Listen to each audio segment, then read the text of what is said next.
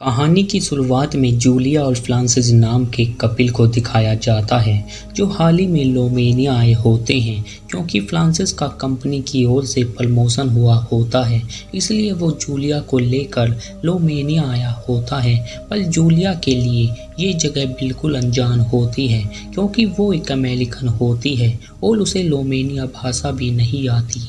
जिसके बाद वो दोनों उस फ्लैट में आ जाते हैं जो उन्हें कंपनी की ओर से मिला होता है।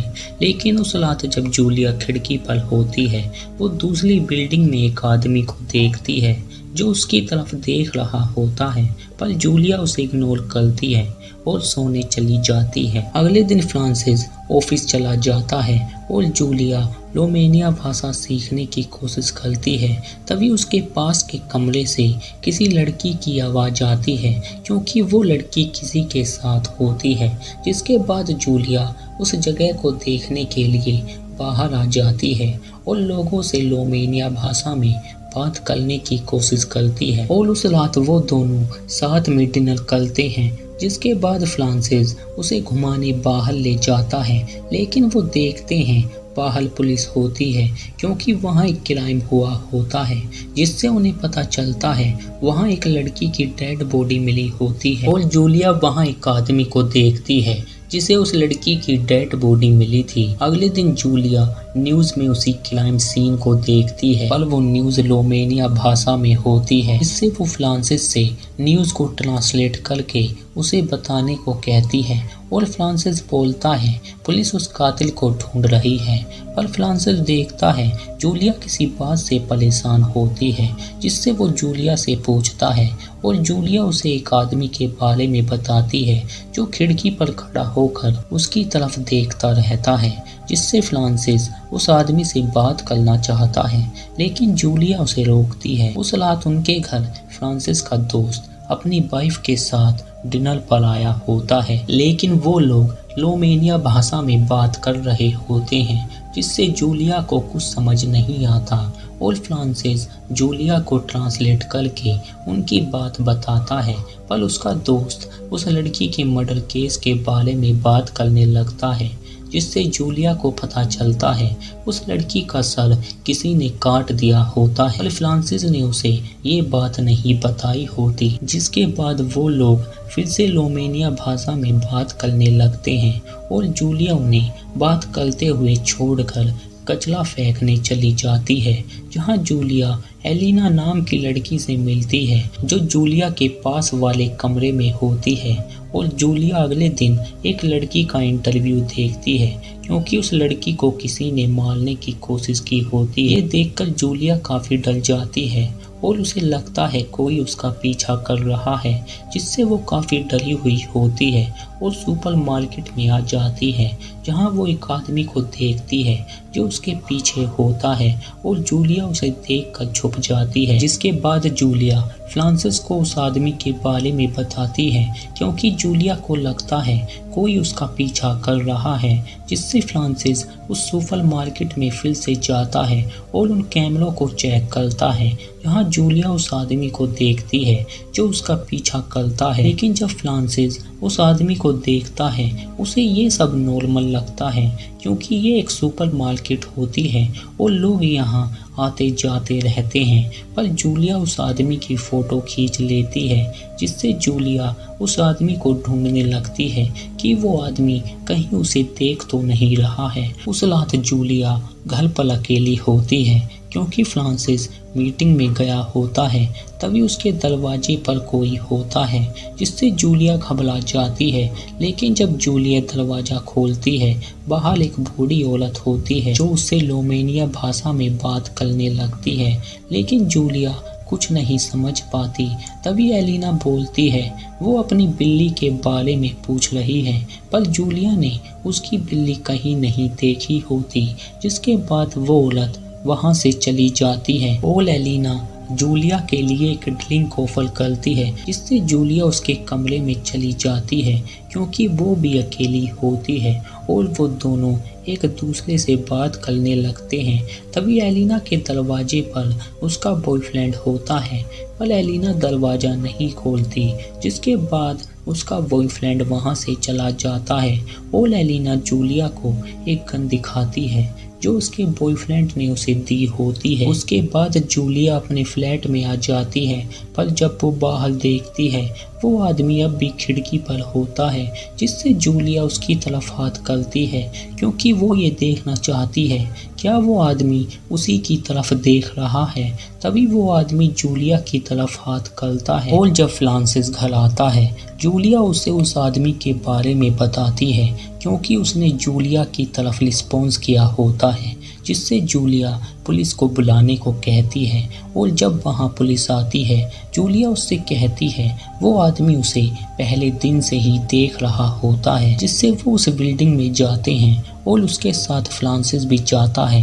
पर जब फ्रांसिस जूलिया के पास आता है फ्रांसिस उससे कहता है तुम्हें किसी तरह की गलतफहमी हुई होगी क्योंकि हम लोग एक बिल्डिंग में रहते हैं और उसने तुम्हारी तरफ ऐसे ही हाथ कर दिया होगा।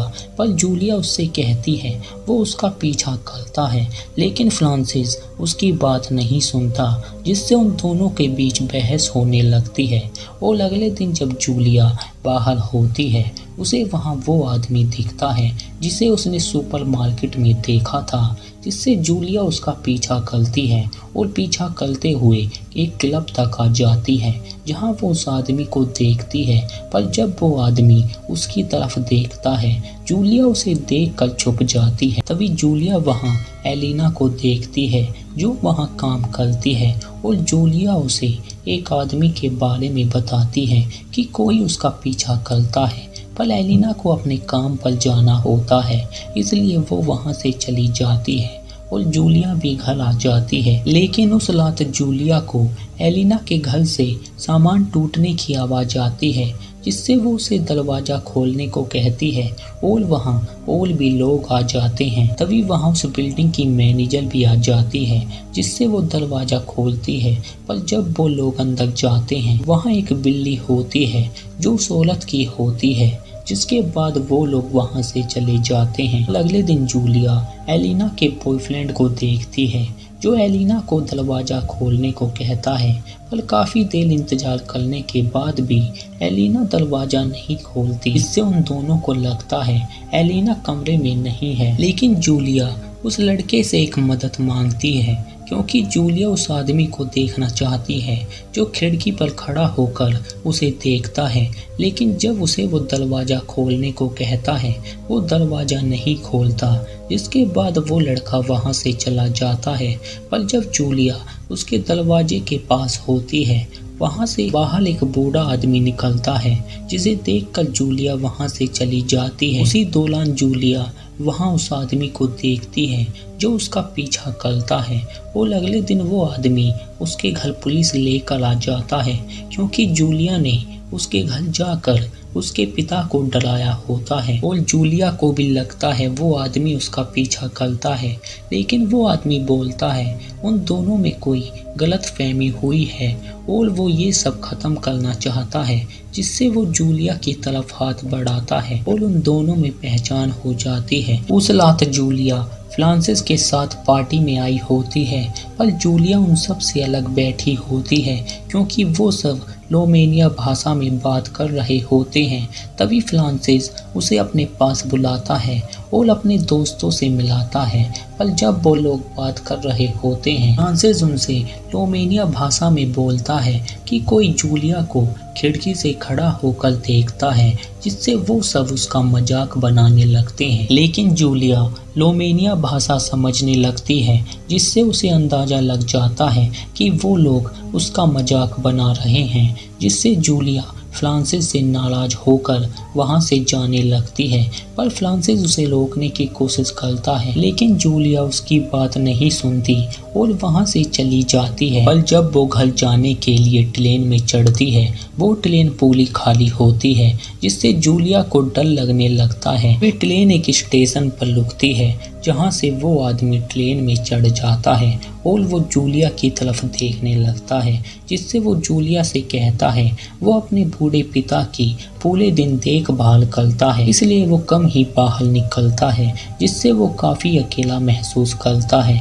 इसलिए वो रात को खिड़की पर खड़ा होकर बाहर लोगों को देखता है, लेकिन लोगों ने आज तक उसे नोटिस नहीं करा होता। तुमने मुझे नोटिस करा होता है।